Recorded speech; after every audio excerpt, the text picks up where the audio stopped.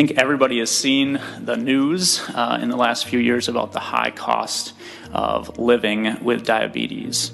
As a result, folks with diabetes have become more discerning in which plans they are choosing to get their health coverage in order to reduce their costs for themselves or their families.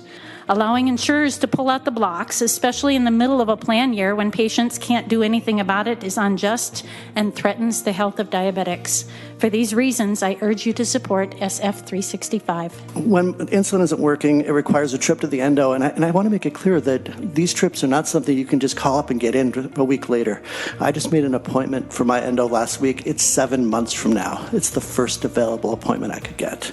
So if my medication switch, my insulin switch, if I were to be on insulin or any of my devices would switch, I would need to wait 7 months to be able to come up with a plan for them. Insulin by far is the most expensive and most necessary of my medications, and to always fear that my insurance plan at any moment could refuse to cover it is terrifying.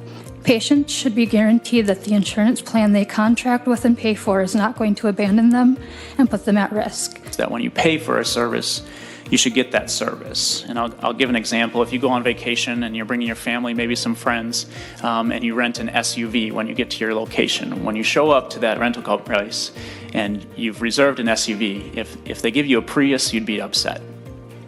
But the stakes are higher for those living with diabetes because if they're picking an insulin and picking insulin equipment to make their lives better, to sustain their lives, to improve their health, and 6 months in, to contracting for this service, it's changed and it makes their health poorer, you'd be incredibly upset.